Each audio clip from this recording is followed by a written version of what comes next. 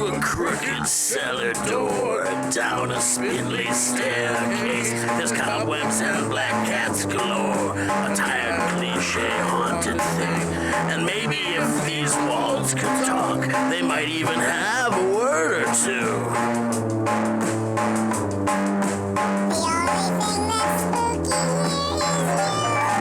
Hello, and welcome to the Least Haunted Podcast, a place where skepticism, science, anthropology, and humor meet to explore all things spectral, haunting, paranormal, and sometimes just the plain stupid. I'm your host, Cody Franks, and joining me this time in the co-host spot on the other side of the Ouija board.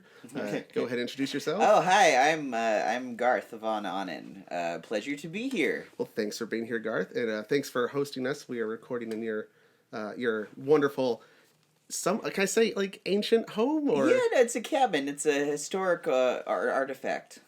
When your grandfather built it, My right? grandfather built this in the late 40s from an old barn that used to house the horses for we're on the top of the Summit Road here. So it's like a post office stage stop, right? Yes, that's right. So yes. we let people know that we are technically in a ghost town right now, right? Yes, it was...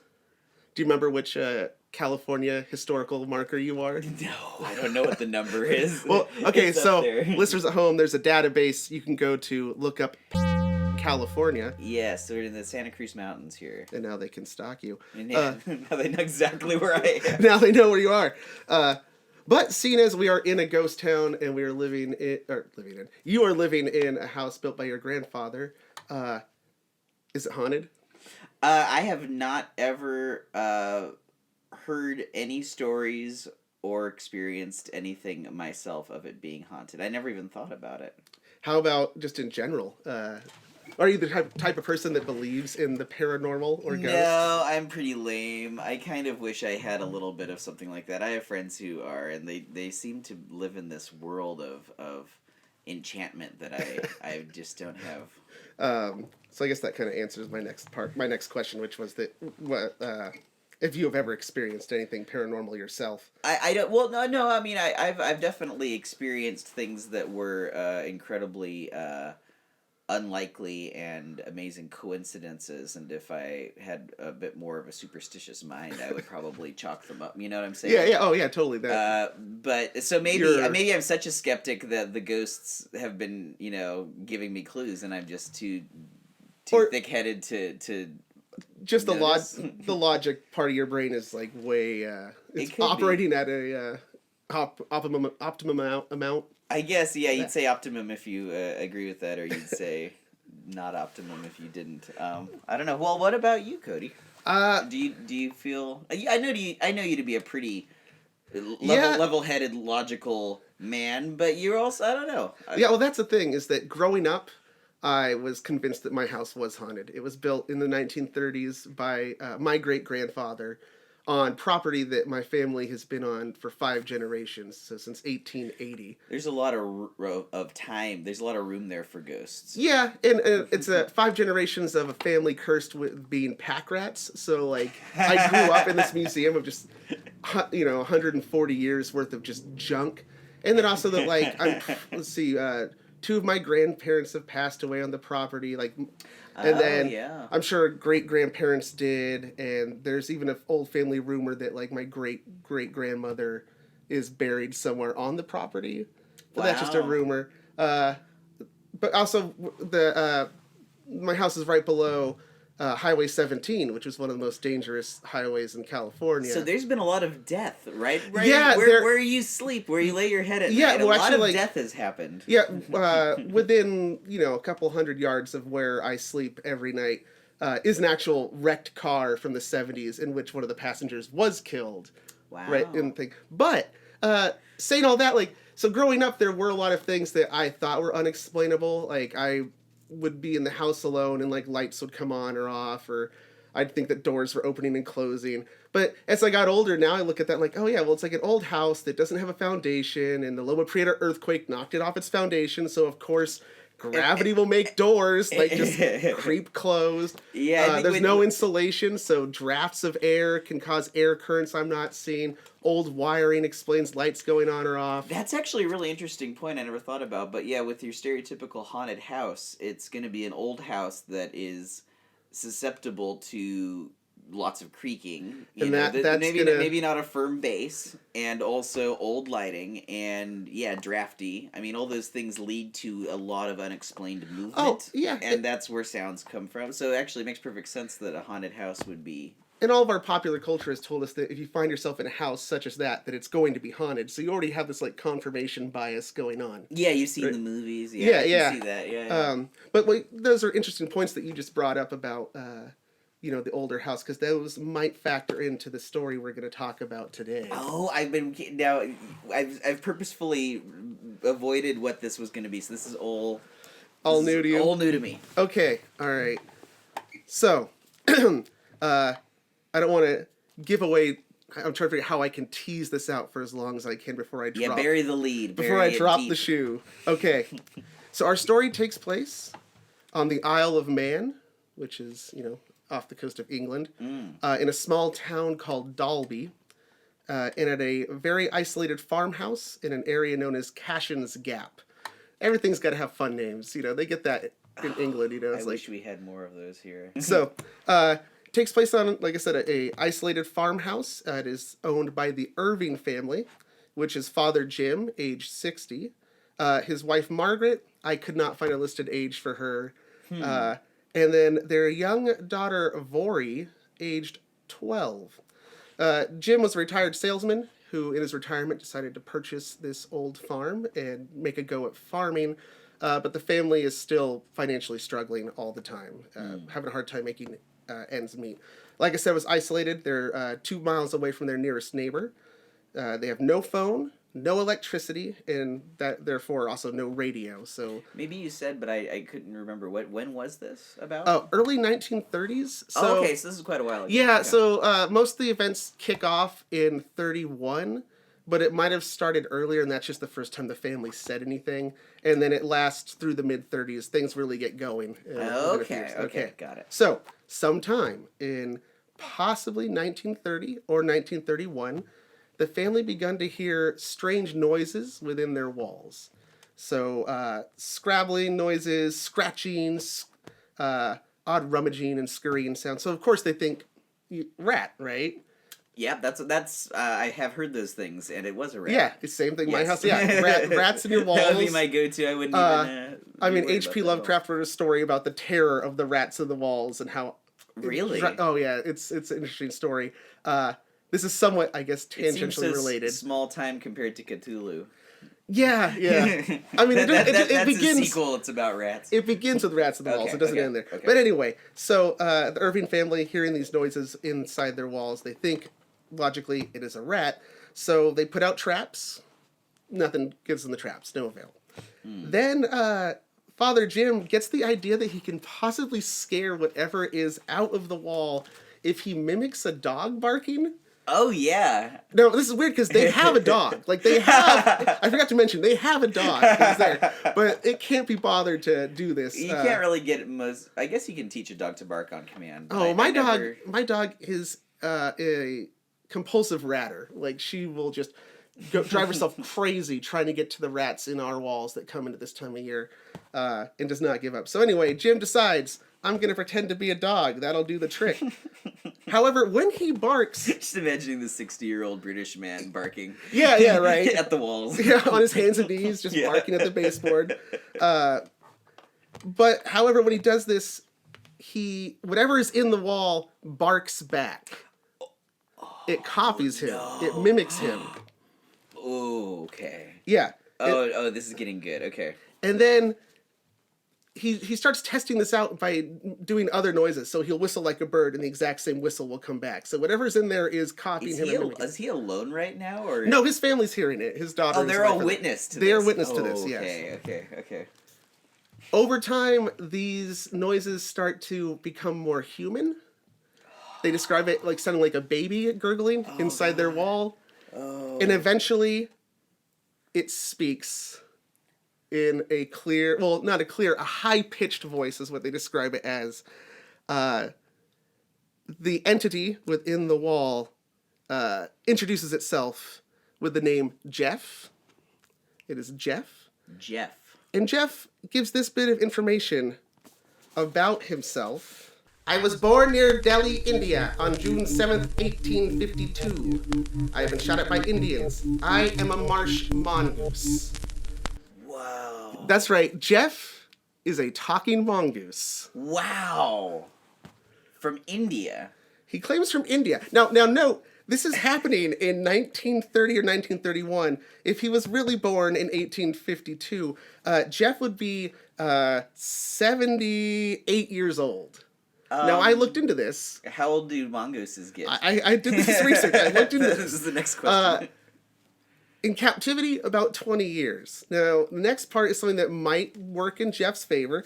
They don't know exactly how long they live in the wild, but I would find it safe to assume that if they're in captivity, they're in optimal conditions. They probably live longer in captivity. Although I wish I had examples I could cite, but I believe there are some animals that don't live as long in captivity. Yeah, that is also the case. So we don't know. Now, it occurs to me now, I'm trying to picture a mongoose in my mind, and I'm sure everyone listening is as well, and I actually don't know what are they related to? What is a mongoose? What's in the mongoose family? Glad you asked. So a mongoose... I swear this isn't scripted. I was just asking. Yeah. You're good at research. So mongooses, not mongooses, mongooses. The name mongoose is actually a misheard anglicization from British colonialists of a Marathi word, which is mungoose.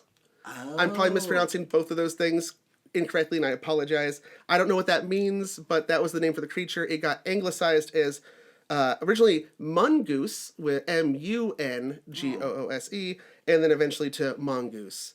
There are 34 species of mongoose spread out through South Eurasia, and Africa. Oh, okay. The marsh mongoose, however, which Gef claimed to be, note he said he was born in Delhi, India, but the marsh mongoose is only found in sub-Saharan Africa. So already, oh no, that's a tick against him. He's not doing his research. I did mine and found out that they're in the family Herpestidae, and they are feliforms, which means that they are in the same broader grouping as cats. Cats, hyenas, and I forget the name for the other group, but it's a bunch of things that look similar to like tree cats and stuff. Is a mongoose similar to that? I still can't picture a mongoose. So mongoose, a lot of people think that they're weasels. So picture kind of like a ferret, bushier tail. They are pretty vicious. They are known for being a natural predator for several species of snake. And they actually have certain enzymes in their blood. They are immune to most snake venoms. Wow. Like a cobra or a black mamba can bite them and they have like no effect. Remarkable. Yes. Huh. So that's what the mongoose is. So yeah, Gef the mongoose. Gef the marsh mongoose. From India. From India. However, he also at one point later says that he was brought to England from Egypt.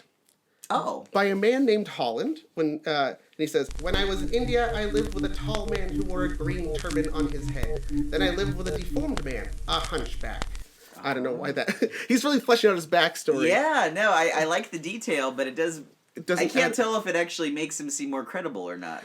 Maybe his parents were also marsh mongooses and they were on vacation to India. I was going to say, it sounds like he did a lot of traveling. So even if he started in Africa, he was traveling to India. Yeah. Well, Egypt to... Yeah.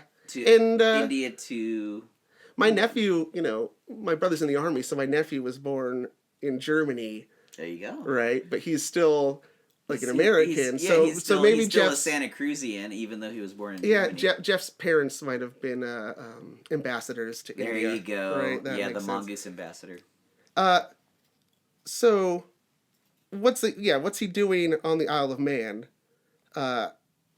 Oddly enough, 20 years prior to this, a farmer in the general area had actually imported a bunch of mongooses to the island to help curb a rabbit population boom. Oh, so it's like wow. So they're possibly, I mean, there could be a mongoose in their walls. Now, the fact that he's talking is a bit of a stretch. Does the years, does the timeline work for that? Like when the mongoose was released if a mongoose in captivity could live 20 years, we don't know how wild. I guess I was imagining this was the ghost of a mongoose that maybe had been a ghost for a while. See, why am I bringing up this talking mongoose on a podcast about hauntings and things that are not haunted? He alternately would claim that he was a spirit, but then other times he would say he was not a spirit. Oh, so he's not even keeping his own story straight. He's an unreliable narrator. Is he only talking to the father of the house? He is talking to everybody in the family. He has different relationships with each person. He really likes Vori, the young girl. Mm-hmm. He follows her around most, and also claims that he likes to stay in her room. So they actually build like a special box in her room that they call Jeff's sanctum. So they give him a house. Is he still living in the walls? Well, now he's living in a box. But he's always behind a barrier. They don't see him. Yes, exactly. Okay. But if they were to build a box protruding into the room, he could occupy that space. Yeah. Got it. Yeah, in fact, actually, the walls of this particular house would be ideally suited for something to live inside of, because even though it's a stone farmhouse, it has this weird, peculiar design in which there's like a double wooden paneling around composing the walls, so there's like a gap in between the walls. Oh, okay. Possibly use some kind of insulation. Yeah, but you can put hay in there, I imagine, and use insulation. Well, just some, yeah. So this guy has all these runs that he can go through. However, this does add a very peculiar feature to the house, but I'll get to that later. Ooh. So they settle in with Jeff. Like they build him a little room. I love that they never open up the walls. They just accept him into the family. Well, there's lots of little cracks in the walls, and they say he like throws things out of the walls. Oh, so that's his domain. They decided it's like Jeff a truce. is in the walls. Real quick before I forget, he described himself before they see him. They eventually do see him, but the way he describes himself is, I'm a freak. I have hands and I have feet. And if you saw me, you'd faint. You'd be petrified, mummified, turned into stone or a pillar of salt. That's a good reason to keep him in the walls. Yeah, let him stay in the walls either at that point. Dude, you want to be in there? That's fine. A stone pillar of petrified, mummified salt. Turn into a stone or a pillar of salt. Petrified and mummified. Wow. However, eventually, he does continue to like, a lot of the things he says are insults. He insults the family a lot and threatens them. He's like a poltergeist. That is also something that will come up in a bit. Jeff is he a poltergeist? Yeah, he's starting to sound like Peeves. Except that he does make an appearance. Eventually, he does show himself to the family. They described him as being smaller than a rat, which also does not fit with the whole marsh mongoose story. He'd be a little bit bigger. Vori said that he had a short, flat snout, much like a hedgehog, and a very bushy tail. Does he have hands and feet like a human being? No, well, so that's not in the initial description. They say, he looks like a talking mongoose. However, Jim would many times describe him as having tiny human-like hands about the size of a doll. And they would see the hands would reach out through the boards and like grab things in the house. Are we sure this isn't a raccoon and no one can see very well? Well, I don't think they have raccoons on the Isle of Man. I don't know. Why would they have mongooses? I guess the question still is, why is it talking? Why is it? Yeah. Well, he does claim to be a very clever mongoose. Oh, well, there you go. And he does say that, for years, I understood all that people said, but I could not speak until you taught me. Oh. Yeah, because he was making different noises. He was mimicking them. Yeah, and he learned speech. I guess so. It kind of reminds me of, there's a story by Franz Kafka. I'm trying to remember what it's called. I think it's like a speech at the... anyway, it's about a chimpanzee who has learned to talk through captivity, and just through pure observation of human beings and listening to them in his cage, has learned how to talk. And then goes on to become a member of high society, and eventually he gives this address to like the members of the board to the Museum of Natural History or something about like why he should be recognized as a person. But in this same speech, he is also degrading other chimpanzees as being lesser than him and beneath him. That sounds like a good I like Kafka. I've only read a couple of his stories. Yeah. That sounds like a good one. not what we're talking about right now. Sorry, with a little tangent there. So anyway, they start seeing Gef. He kind of becomes like a family pet, and he even like goes on trips to town with them. They say he would walk beside them along the road, but he'd be on the other side of the hedge. Or if there was a fence, he was always on the other side, and he'd be calling over, and sometimes he'd throw pebbles or stones at them as kind of just a mischievous prank. Interesting. He would, if they got on a bus, he would ride on the axle of the bus underneath, so nobody ever sees him. But he's always around. He's always around. Although when they go downtown, apparently he goes about his own business and like meets up with them. And they meet up. Because he will like report back with gossip that he has overheard around the town. He had different relationships with everybody in the family. He did not get along with Margaret very much. And at one time, after one of these trips to town, I guess he had heard somebody singing a dirty, lewd version of Home on the Range, which he then started to sing in the walls. To which Margaret told him, "Gef, you are no animal," meaning to correct your attitude. And he says, "Of course I am not. I am the Holy Ghost." So now he like claims straight out that he is God. So he's got a major superiority complex. And blaspheme. Yeah, blaspheme's right there. A religious family. Yeah. First he starts reciting dirty lyrics, and then when she calls him on it, he claims to be God. Yeah, and also he, so like I say, he hears gossip, but he also can hear everything that's happening in the house. You cannot hide from Gef. I hadn't even thought of that. At one point, and he's likely to gossip, so he'll tell all your secrets. So it's basically like living with an Amazon Echo in your house. Yeah, You're being recorded constantly. Oof. Let me see here. There was somewhere where he actually like threatens the family. Oh, yeah. He says that, I am not evil. I could be if I wanted. But you don't know what damage or harm I could do if I were aroused. I could kill you all. But I won't. Oh, this guy's playing Then they asked games. him, what would happen to him if he were ever to die? Where would he go? And he says, to hell, to the land of mist. So, yeah, he obviously believes in some kind of Christian theology if he claims to be the Holy Ghost, but also says that he is definitely going to hell. His sins will drag him to hell. It could be. I mean, or I guess he could be talking about like Hades or something like that. I guess because he's from. Well, what was the hell in Egypt mythology, Egyptian mythology? Oh, there was Osiris and the gods of the Nile, and they weigh your heart, and then your soul gets devoured, man. Oh, Either your soul gets devoured if you're evil. That's right. Yeah, I'm sure there actually is something less than soul eating, and it's just escaping me right now. All I know about all that was from American Gods, so I can't. Yes. So yeah, he has quite a temper, and like I said, he hurls insults at the family. And again, you cannot hide from him. Jim Irving was keeping a diary during all this, recording the crazy things going on, and he had this to say about Gef. It announces its presence by calling either myself or my wife by our Christian names. Its hearing powers are phenomenal. It is no use whispering. It detects the whisper 15, 20 feet away, tells you that you were whispering, and repeats exactly what one has said. Ugh. So he's like, it's almost like they have Stockholm Syndrome with Gef. Well, that's the thing, it's like they're friends, but he's also threatening them. He is the shittiest roommate you could possibly have. Yeah, well, and he's playing this power trip. It's an abusive relationship. He totally... Like, I love you, but if you cross me... He does many passive-aggressive things. He, Don't piss off Gef. He, like, licks and bites the butter. Right? Well, like they leave butter out, and there's bite marks in it. I mean, I actually leave my butter tray out on my counter. I've been doing that lately too. Yeah. Because it does keep, and especially this time of year, it's really cold, and I'm assuming that the Isle of Man is fairly cold, an island out in the sea. Yes. More temperate, you know. So you could leave the butter out, although uncovered. I don't know. But anyway, I would cover it.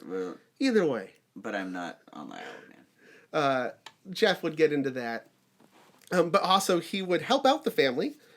He would hunt rabbits and bring them rabbits. He would go out and murder and bring his... Wow. However, he had a very peculiar way that he would kill these... Of course. Sadistic. Gef is a psychopath, if anything. Gef likes to strangle his prey. Oh, my. They've been strangled about the neck. He gets his tiny little hand paws around their neck. He's kind of like Gollum from Lord of the Rings. Like, helpful, but Smeagol. Also... More like Smeagol. Oh, yeah. But Smeagol. but he totally can switch into Gollum at any time.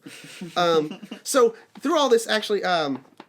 The Irvings have been telling people about this in town, and whereas most people have the reaction that you or I would have, which is just to laugh at them and think this is ridiculous, some people actually are like, yeah, no, this sounds legit. I think this might be something. And so other family members, a grandfather, they didn't specify whether it was Jim or Margaret's father, but he was visiting, and Gef was very hostile towards him, but eventually kind of like came around and started to like him. They had reporters come, local reporters came and did stories on it. Wow, so this became a real local thing. It became a local thing, but then it became a national thing, and we're going to talk about that in just a second. But it wouldn't be a podcast without an ad break. Oh, I love these. These are my favorite parts of podcasts. Yeah, so... we were lucky enough to get a sponsor on our very first episode. Remarkable. You know what strings to pull, man. You just got to present it in the right, way, and you can get things done. So, let me tell you about our sponsor. Are you looking for a late night movie or some entertainment? I sure am. Yeah? Do you like things that are a little scarier? Oh yeah. Oh, I like a good jump scare. Yeah. Does the media itself matter? Like DVDs or... Oh, I have a giant machine. It can play any media. Oh, great. So VHS. Yes. Oh, absolutely. All right. Now, let me tell you about a great service. Our sponsor this week is Hollywood Video. Hollywood Video. Tell me more. Hollywood Video. They have quite a selection, an expansive selection of things that some aren't even available on DVD. It's VHS only, my friend. Ooh, sounds exclusive. Oh, yeah. Well, you get a membership. Oh, right. But, if you get a new membership and you use the promo code LeastHaunted... Oh, does that do something? No, not really. But you still are able to rent movies for a very reasonable price. One slight hitch, however, you do need a time machine. And this offer is only valid pre-2005. There's a little bit of a hitch in that. Yeah. But let's say you do get your haunted cassette that features the soul of a girl trapped down a well. Let's say you get that, and you have your friends coming over. You guys are going to watch the tape. We're going to watch the tape from The Ring. And get ready to really enjoy your last 7 days of life, because now that the veil has been lifted and you know death is coming, you're living every day to the fullest. But what helps you do that is you need a refreshing beverage, and that's our other sponsor this week, Hubba Bubba Soda. Hubba Bubba Soda? All the fun of bubble gum in a can. It is the drink sensation of 1988. So we want to thank our sponsors. Well, yeah, thank you, sponsors. I'll be heading right down to my Five and Dime. Get some Hubba Bubba Soda. I was going to say Piggly Wiggly, but they still exist. I actually did have Hubba Bubba Soda once, and really? I thought it was a crazy fever dream until I was doing some research, and it came up like out of the inky depths of the internet to appear before me. I'm like, oh my god, that was not something you imagined. No, it was not the drugs. Well, thank you to those sponsors. Thank you, sponsors. Keeping the lights on. Now, back to our story. The year is now 1932. The Irvings have been living with Gef, presumably for about 2 years now. At this point, Jim Irving writes a letter to a man named Harry Price. Harry Price is a famed paranormal investigator and researcher of the era. He actually began his career as a magician. He actually was contemporaries with and knew Harry Houdini. Oh, wow. Yeah, and like Harry Houdini, he was also a bit of a skeptic. I was going to say, was Houdini, as I recall, debunked a lot of... yeah, and that's exactly what Harry Price does. Is he goes around debunking things and investigating paranormal claims. His most famous things he did were he debunked ghost photography. Oh, yeah, okay. He set up a clever ruse and ensnared somebody. But I'm probably gonna do a whole episode on Harry Price sometime in the future. That sounds really interesting. So I'm not gonna get too much into all of his exploits and adventures. However, he is not a complete skeptic. He does believe in the paranormal. He just is out to expose the fakes. Yeah, I like this guy. That's how he views it. Wonderful. Like he does do crazy seances. At one time he did like a ritual where they were trying to summon. They might have been trying to summon Harry Houdini, but like they did a mock occult ceremony on a mountaintop in like I think it was France or Switzerland, and so he got a lot of flack for that. But he also had enough success in showing frauds and hoaxers that he was somewhat reliable. So Jim Irving decides to write to Harry Price, which means that he must be really confident that Gef is real and that this is going to pass muster. However, Harry Price at the time was busy. I think at that time he was trying to disprove a woman that said she could like regurgitate ectoplasm. It seems like that would be a quick... that wouldn't take very long to disprove. So he passes it off to a friend of his, because he's busy, a friend named Captain James MacDonald, which is actually a pseudonym. His real name was James Dennis. Why the pseudonym, I don't know. Maybe he just didn't want to be associated with ghost busting. He'd always wanted to be a captain, I think. Well, they said, actually, his real name is Captain James Dennis. Well, so his first name is Captain? Oh, maybe. or was that his title? They didn't specify, but his real name, his name is Captain James, but he goes by MacDonald, but it really is Dennis. Sounds like a pseudonym because he's embarrassed. Possibly. So he goes to Keshen's Gap in Dalby, and stays with the Irvings, but Gef never shows up. He does insult him though. He does yell things. He let's see, what does he say if I have it written down here? He basically insults the captain's good name and reputation, and then refuses to show himself, and then claims that because Captain MacDonald is not a true believer, he won't show himself. And then MacDonald tries to convince Gef that he does believe in him, but it doesn't work. Are all family members accounted for? Like, is there any chance one of them is like yelling through the wall at this guy? So they usually are accounted for, but they do. I think one of the investigators does say that sometimes the phenomenon has been observed when only one person is present and others are missing, but in every combination. Okay, yeah, so unless every family member could mimic the same voice really well, that would be an unlikely explanation. So here's what Captain MacDonald wrote. He says, "On my first day, the Irvings showed me cracks in the farmhouse walls where they said the mongoose spied on visitors. Was there till midnight, but the mongoose was silent. As I was leaving to go, a voice screamed, 'Who is that bloody man?' Irving gripped my arm and said, 'That's the animal.'" Yes. The beast in the walls. That was in 1932. In 1935, I don't know, we just jump ahead in time. Implant your own mental montage of Gef getting into mischief. And this is all as World War II is starting to ramp up as well. There's turmoil in Europe. There's also turmoil in another part of the British Empire, and I'll bring that up in a bit because it kind of ties into a bit of why Mongoose, why India. So 1935, MacDonald returns with similar results, but he is given a sample of Gef's hair. The family says Gef agreed to give you a sample of his hair to show that he's real. He had the hair analyzed? They do eventually. Oh, okay. But I'll save those results. Oh, okay. Finally, this is enough to get Price's attention. And he thinks, okay, maybe there's something going on here. So I am going to check this out. I'm going to go visit the Irvings and see what's going on. And so the family informs Gef that Harry Price is coming. And Gef said, "I like Captain MacDonald, but not Harry Price. He's the man who puts the kibosh on the spirits." Which is weird because earlier he was saying how much he hated Captain MacDonald and was just insulting him. And now he's just total different tune. He's like, well, that guy's cool, but Harry Price, no deal.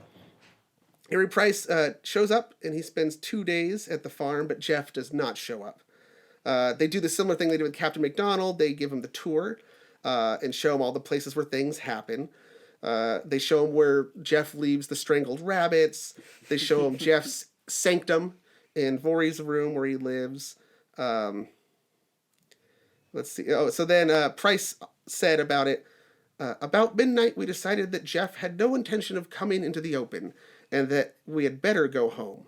We had spent many pleasant hours under the hospitable roof of the Irving farmstead, but we could not determine whether in our role of investigators we had taken part in a farce or a tragedy. Oh. So it's like, yeah, is this family all right? Is things going okay with them? Yeah, or maybe they're not actually trying to fool us. Maybe they're all deluded.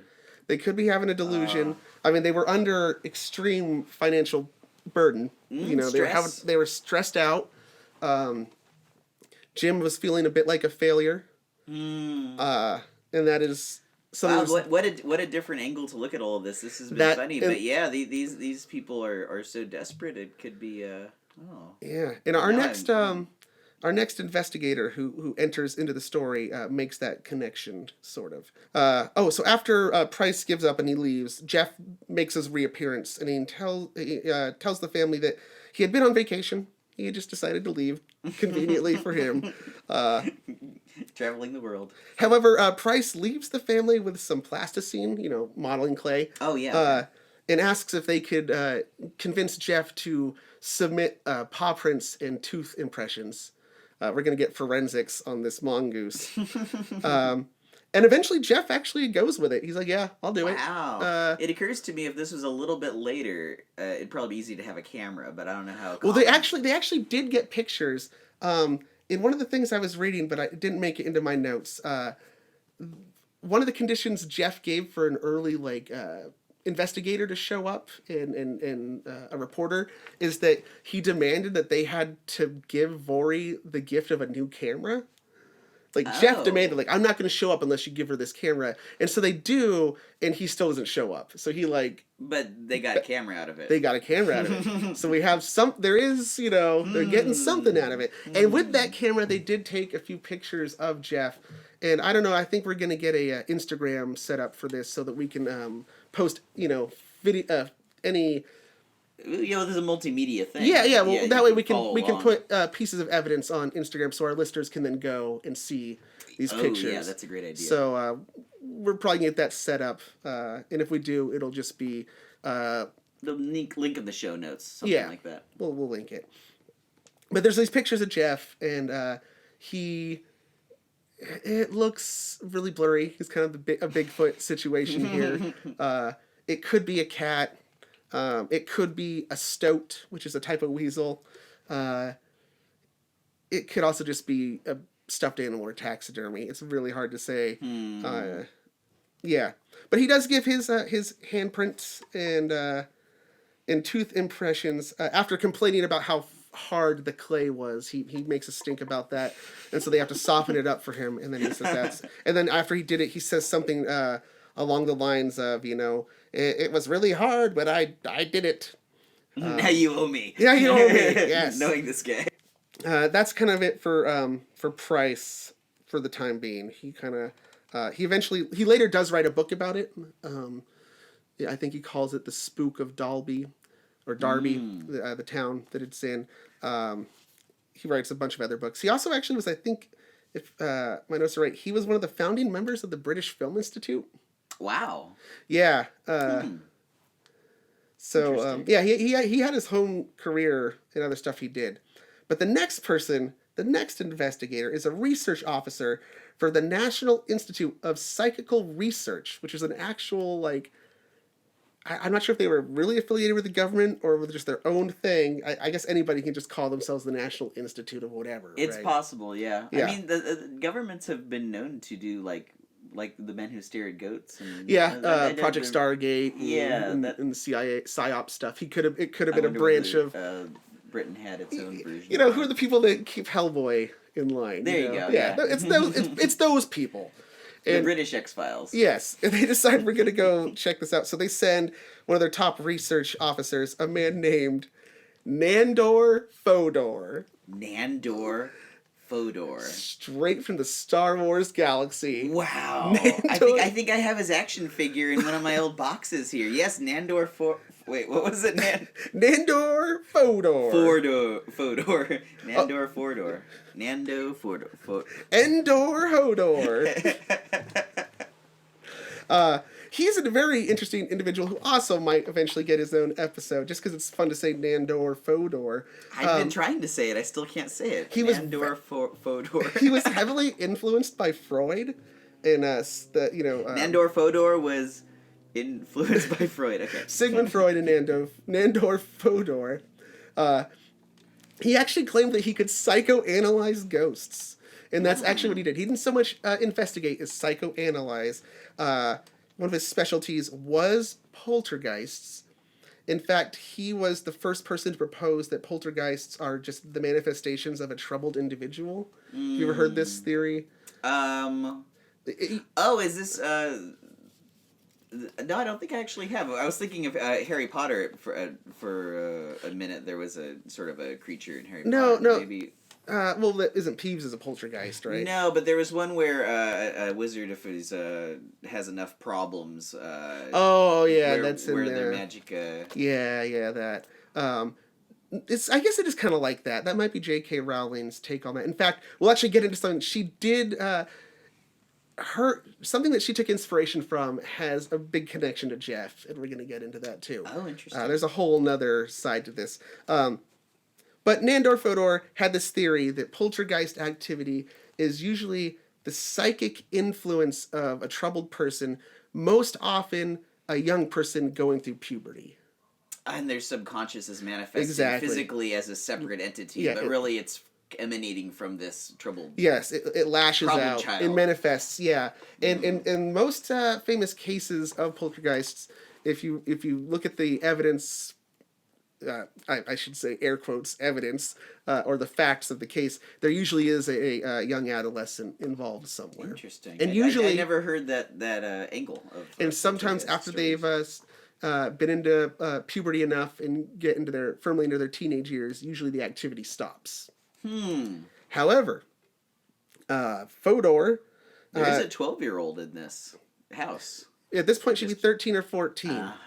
Okay. And I also thought it was kind of suspicious that Gef does not like Margaret. And okay, ladies and gentlemen, I am a cis straight white male, so I have no place to speak, and I don't want anybody to construe this as me making generalizations, which everything that follows but is usually just bullshit, right? It just, yeah. This is a safe space, go for it. It's However, I noticed with my own older sister, when she was going through puberty, Mom became biggest enemy number one. They fought and clashed the most. Well, I don't think that's necessarily a I mean, it's just a teenager thing. Yeah, I was going to say, that goes for both. Yeah. But it seemed like, Daddy's little girl, Gef really likes Jim. He insults him, but usually...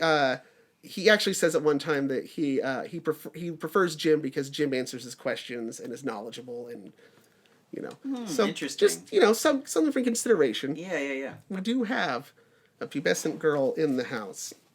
Possibly not getting along with her mom. As often. A lot of the things that Gef would say were filthy things that he'd repeat that he'd heard elsewhere to get a rise out of people. I'm starting to think of all of the qualities you've explained in Gef and how it's similar to an adolescent girl. Demands a camera for Vori. She needs a camera. This is adding up. There's more evidence too. I don't want to get too far ahead of myself because we're still talking about Nandor Fodor. So wait, what has he done anything, or does he just have a name so far? He goes and spends a whole week. Nandor Fodor with the Irvings. He spends an entire week with there, and he decides that Gef is not a hoax and he is not a poltergeist. He decides that after spending time with the family a week that they are just too sincere and genuine and just nice people that they would never try to pull a hoax on anybody. He's like, they're just really He's a good judge of character. Yeah. He can tell. He can just tell, no, they're not trying to pull one over. He says it's also not a poltergeist because he doesn't meet some of the criteria that Fodor himself admittedly had devised for a poltergeist, being that no one else in the family exhibits any psychic behavior. Gef always maintains an animal form. Even when he's unseen, he is implied to still be a mongoose. He also never telepathically levitates anything or moves anything. They do say, and we've all seen the movie Poltergeist. That's like an essential quality in a poltergeist. They say that he is known to bounce a ball, but whether or not he is seen doing so, that was never specified. Just he bounces balls. So we just assume, he has physical form. Therefore, not a poltergeist. And he exhibits all the habits of a living creature. He eats. He steals food from them. Oh, okay. Licking and biting the butter. They said Right. they would leave food out for him. Well, and he'd catch his rabbits. Presumably, Catches rabbits. He eats some of them. In fact, he'd actually use the rabbit. Gef himself used the rabbit catching as justification for why he was real. He said, "If I were a spirit, how could I kill rabbits?" You know, it's an airtight.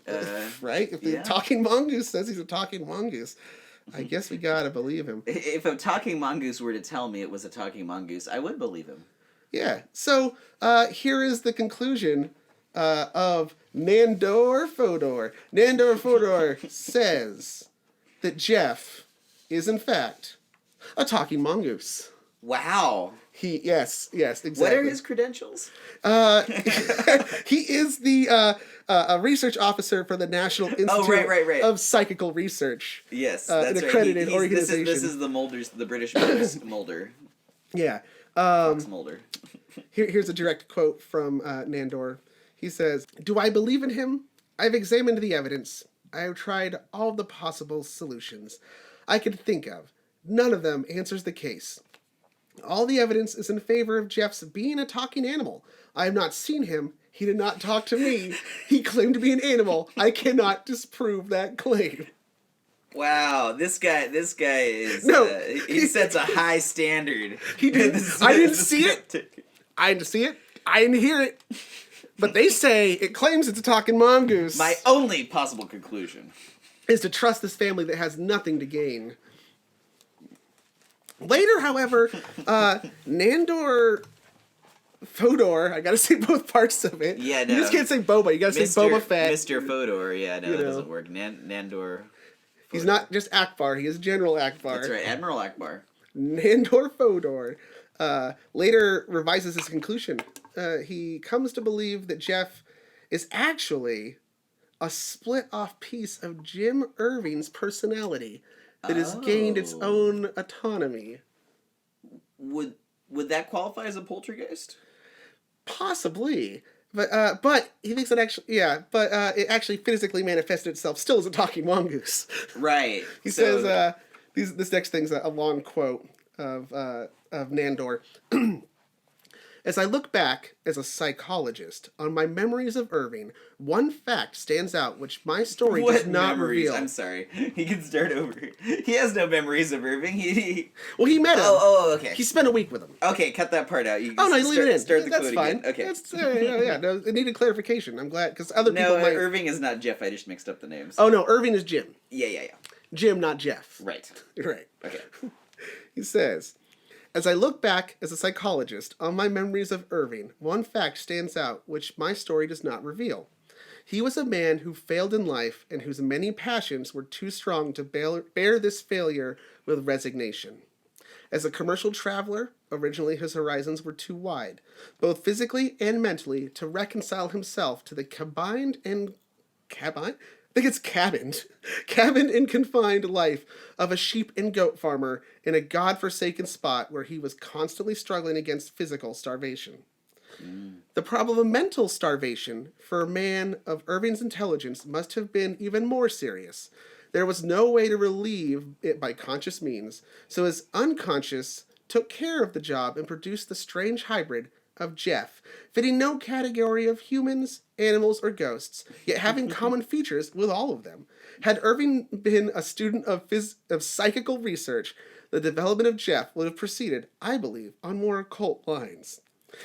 Now, I don't know what he means by on more occult lines. I figured maybe Gef would have actually, instead of like, he would have gotten into witchcraft and Gef would have been his familiar. I don't know. Only if he'd known more about it. It's what an interesting analysis, because he may well have been right on and a very astute observer of this guy, but then the last part of his conclusion is, and so this led to Completely new type of life form. Yeah.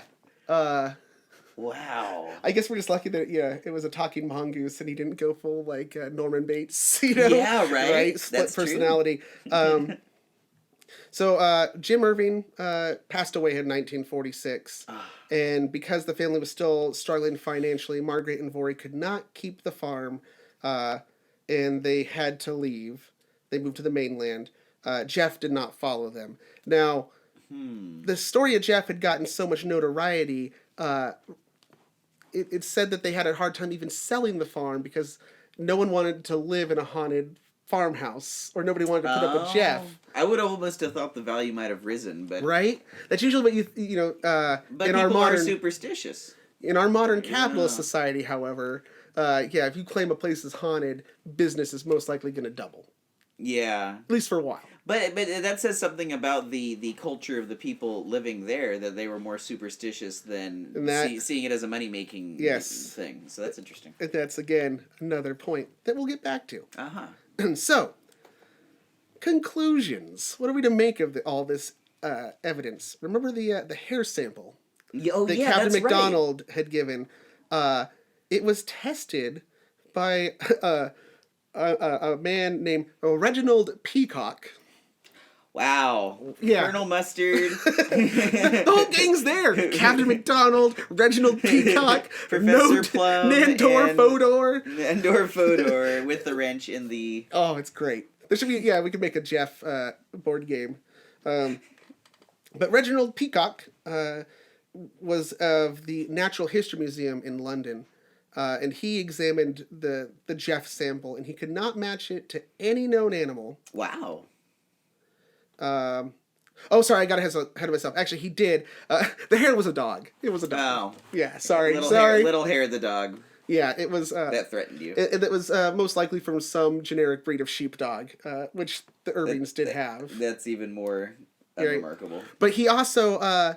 he did examine the footprints. In the plasticine footprints, and those, he said, he could not match to any known animal, but that he also did admit they could possibly have come from a dog. However, the print sizes were mismatched, and if we get the Instagram up, I'd be curious to see. There are photos of this. Yeah, the front paws are much smaller than the hind paws. But he said the size disparity just doesn't match any known mammal. He's like, mammals don't work that way. Also, oddly enough, there's like 3 different imprints of paws, and they're all different sizes. He sounds like a very ambiguously described. Maybe he was somewhat of a shapeshifter. He did say he was a freak. Yeah. He did say he had hands and feet. Yeah, human hands. So, but and then he also examined the bite marks, and he wrote to Price about the evidence. I do not believe these photographs, which they were photographs of the tracks, represent foot tracks at all. Most certainly none of them was made by a mongoose. However, remember Jim Irving always described Gef's hands as being much like a human hands, only doll-sized, yet these prints of the plasticine look like animal tracks. So that doesn't match up. So, my most likely explanation. Okay, so now we're getting to the part where you're going to weigh in based on all this evidence. Yeah, and there's some more evidence that will come up through this. So I got to justify what I'm thinking. I'm going to hold you to a higher standard than... Yes, than Nandor Fodor. Than Nandor Fodor. So I think that we were on the right track earlier, that initially, I think there's different stages in Gef's development. Initially, Gef is purely the creation of Vory, a bored little girl on an isolated farm with very limited outlets for entertainment. Do you think she was hiding in the walls talking to the family? No, but one of the first reporters who visited the home after Gef became public, he noted that the voice always came from the vicinity of Vory. She was always nearby when it happened. And that when they were getting a tour of the house and shown the different rooms, she always hung back behind everybody else. Oh, well, this is getting very suspicious. And remember I mentioned the double walls, and that it had a strange effect? it basically turned the entire house, as I think it was Harry Price noted, into a giant speaker tube. You could be in any... so there's an acoustic effect. An acoustic effect. So remember also they said that, Jeff can hear whatever you're whispering no matter where you are. But you could likewise hear people talking in rooms on the other side of the house because the sound would carry through these walls. Well, and this being an old house, there's cracks in the walls. Exactly, yeah. Yes. So that, she could have been hanging back and doing a kind of a ventriloquist thing. Also, they said that the voice was very high-pitched. I believe, let's see, I have a quote here from... I thought I had a quote here from somebody who had heard it, somebody in the town who had heard it, and he said that it didn't sound like anything that could have come from a human voice. It was too high-pitched, but once you got used to hearing it, that you could make out what it said, and then eventually you became fluent in Jeff. But yeah, it could just be a girl's vocal range. Oh, I remember before I hit puberty, I could hit incredibly high notes. Anyone who's hung out with a little kid knows. Castrati, right? Yeah, that's interesting. Wow, so, I'm going right on board with you. Going with back, this one. remember Jeff's weird psycho modus operandi, how he would kill rabbits? Oh, he'd strangle the rabbits, right? Now, in doing my research, I figured I had to figure out how does a mongoose hunt. I would be curious about that as well. So, I did not actually... The messed up thing about YouTube is you can put in just about any kind of animal, fighting any kind of animal, and you will find it on there. They need to do something about that. It is like Animal Fight Central. Yeah, that's gotta... Well, I mean, do they have, like, cockfighting on YouTube? They might have, like... No, they have, like, weird mismatched fights. Oh, that's awful. Yeah. So, I did not actually find, thank God, footage of a rabbit being attacked by a mongoose, but I did see after video of rabbits that had survived attacks from a mongoose. And a mongoose goes for the face. These rabbits have bloody noses and snouts because the main prey of the mongoose is snakes. And you can watch lots of videos of the mongoose fighting and killing snakes, mostly guilt-free because it's hunting for food, right? The same way you can watch a nature documentary. This is not set up by human beings. Yeah, this is not some mismatched fight where it's like, tiger fights bear. I thought you were going to say mismatched fight like, like panther fights like little adorable bunny rabbit. UFC fighter versus toddler. Yeah, there you go. So when they fight snakes, though, first of all, they dance around, which is kind of cool. They're really quick and agile. You almost have to watch it in slow motion. But they go for the head and try to crush the skull, immediately. So that kind of translates over to the rabbits, where, they see the narrowest point of the rabbit's face is the snout, and in their brain, their mongoose brain, what you equivalent zero in on. Yeah, they're just hardwired to zero in on that, so they go for the face, and it's always bloody. They've got teeth. They're vicious little monsters. They're not choking the rabbit. They do not strangulate. Not even in the sense that, some large cats will strangulate their prey. They pounce and they bite on the throat and they just squeeze until it strangles it. Oh, that's right. Yeah, I've witnessed that. So, mountain lion? No, just a cat. It was just a cat. Yeah, with a mouse in the yard. See, mountain lion's not an outlandish question around here. No, that was not at all. I have not seen a mountain lion strangling anything. Yeah. So, mongooses do not strangle. What does strangle are little girls with snares. And Vori had a reputation for being quite the rabbit catcher in the area because living on a rural farm, that was actually a chore. That is an acceptable thing. Catch some rabbits. Catch rabbits for dinner. Stew. Yeah, we're going to live off the land. And as we noted, there seemed to be a rabbit population problem already. That's why that person in the area had imported a mongoose or mongooses originally. Oh, that's right. Which brings up another point. It is very possible that they did see an actual mongoose at some point. And that stuck in their memory, right? The mongoose. And then you hear the noises on the wall. The mongoose. Once you've made that association, it's hard to unmake it. For example, I used to work at I'm not going to name drop them because it was an awful, awful job, but a place of business that deals with food on the other side of the mountain in the Felton Ben Lomond area. Uh-huh. And the quickest route for me to get home was to take this one-lane road. Well, you know, Hutchinson. Lower Hutchinson. Yeah. Right. I'd go up Cyane. These are very isolated, for listeners at home, isolated, rugged mountain roads that are one-lane old logging trails, basically, that have been paved. And even that pavement's not too good. And it stretches, winds through the canyons and climbs up and over the mountain. And for me, that was the most direct route. And I also was a closer at the place I worked, so I wasn't heading home until like 11 o'clock at night. So I'm driving up this road, 11 o'clock at night, and this creature runs through my headlights, low to the ground, and quickly ducks off the side of the road. Now, I have made it a point of pride that I have seen every sizable mammal that lives in the Santa Cruz Mountains. Wow, that's more than I can say. I mean, mountain lion, seen it. Bobcats, yes. The shitty deer, yes. Possums, 2 different kinds of skunk. I've seen weasels. There's I didn't even know there were 2 different kinds of skunk. We have weasels. We have voles. Possibly a pine marten.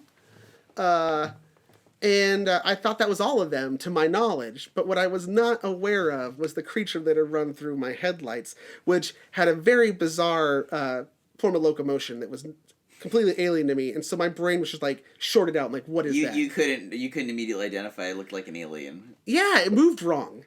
Whoa. Right? And so I started asking people around the mountains if they had described what I'd seen, and like, do you know what this is? And a lot of them, no. I even asked my grandfather, who was alive at the time, and he was 86. And lived, you described this bizarrely lumbering creature. Yeah, and he even like didn't really know what I was talking about at first. And then I talked to my neighbor who works for open spaces as a ranger and has lots of trail cameras, and he immediately identified it. We have badgers. Really? We have badgers in the Santa Cruz Mountains. They cannot be. They're not the black and white. They're not the European badger. Okay. It's the North American badger. Are they native to this yeah, area? They look more like a wolverine. So they got the like tawny kind of buff color. Interesting. I've never seen a badger here. I've never even heard anyone mention a badger. So then once I figured out what it was, my grandpa of course like, oh yes, badgers. We used to see them all the time. And he just 86 years, you forget all the shit you've seen. So he forgot about the badgers. Oh, yeah.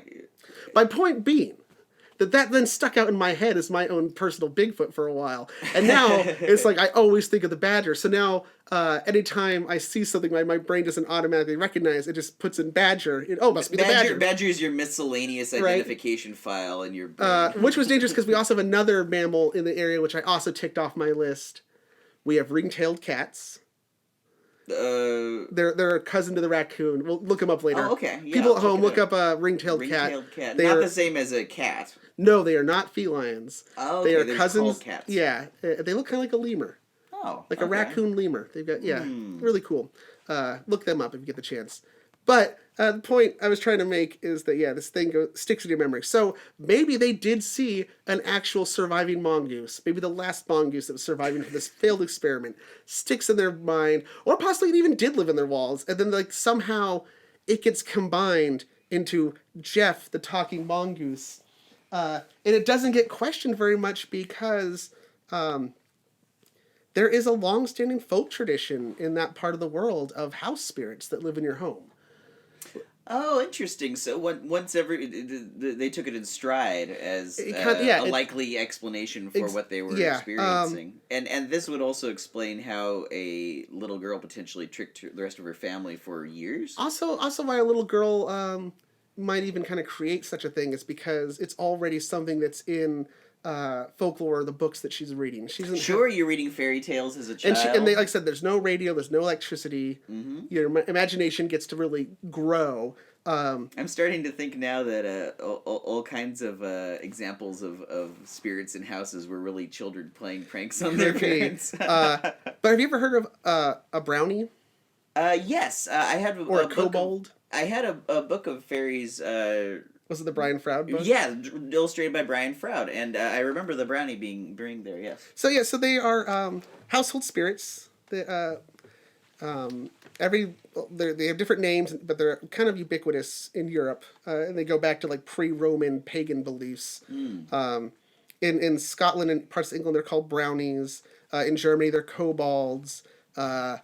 And on the Isle of Man, they also have a name. They are called the Fenodiri. Fenodiri. I don't speak Manx, which is the language they speak. How do you spell it? Fenodyree. But I do know that words in Manx do not always appear as they're pronounced. So. Oh, I see. The alphabet's a little bit different or something. But there's some very interesting things about the Fenodiri or brownie. And it is that in folk beliefs, they are almost always male. Check one for Gef. He's a male. Okay.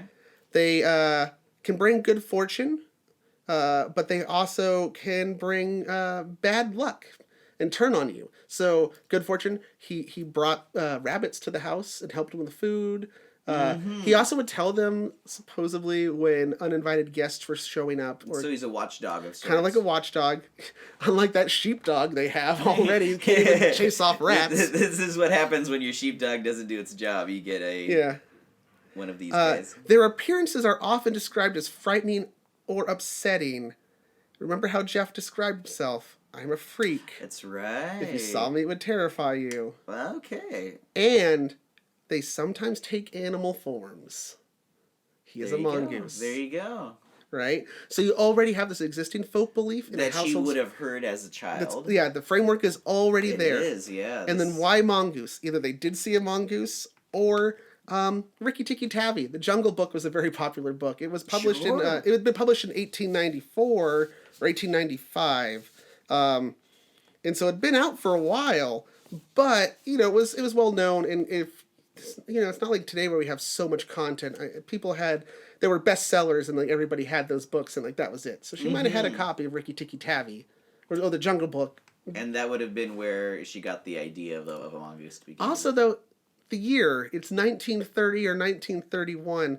They didn't have a radio, but Jim Irving would get the newspaper and keep up with current events. And in that year was Gandhi's Salt March. Oh, interesting. So India was in the news big time in the United Kingdom. And in 1931, there was even when Gandhi had kind of scored a major victory and they'd signed an agreement to end salt taxes. Wow. So that is in the news, in the zeitgeist of the time, as people talking about India. India, so hot right now, so hot. Yeah, India. That's right. That was the talk of the town. Even in a small little village. The Raj, love it. Yeah. Right? Talk of the town, right? So these things all combine in this little girl's mind to manifest as Gef.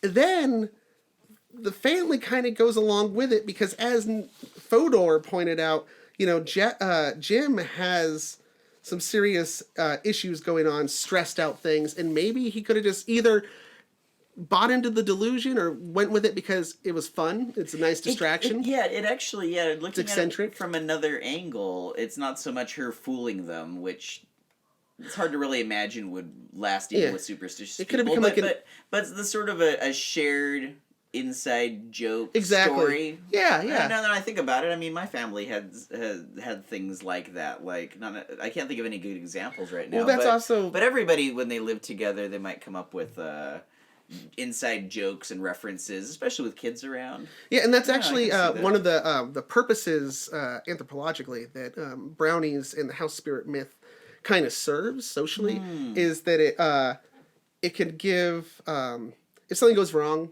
in the farmstead or the house, something goes missing, it kind of relieves the stress of blaming somebody else in the family. You guys all rely on each other. You can blame it on the gremlin. You can blame it on the kobold or whatever.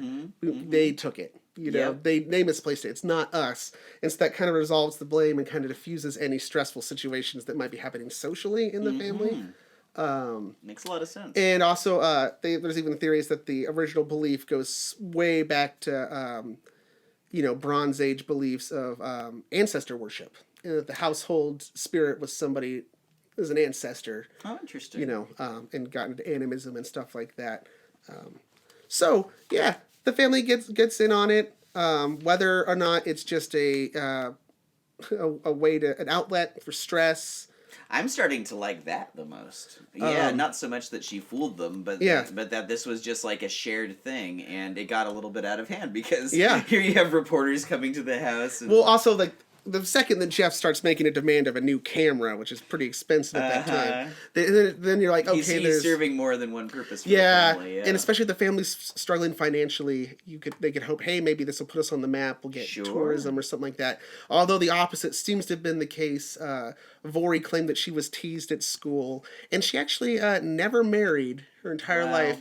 And as an elderly woman, she blamed the whole Gef fiasco for why she was never able to find a companion. Like, it was too much of a taint, which is kind of sad. What a sad ending. Right? Wow, so that followed her the rest of her life. Yeah, the rest of her life. Amazing. Being associated with this either hoax or the delusion. One of the investigators, I thought it was Harry Price, but it was somebody else who I forgot. I didn't get their name in my notes. Later, the reason I think it might have been Price is because it was tied to the British Film Institute. Somebody was trying to get elected to like the board of directors or the president of the board. Oh, okay. And one of their opponents slandered them by pointing out that they believed in Gef the Mongoose, and so how could you trust their judgment? I think that's fair. This actually led to a court case where that person then sued their accuser for slander. How dare you say that I believe in a talking mongoose?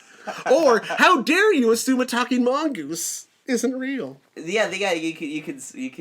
I guess slander can qualify for anything. Yeah.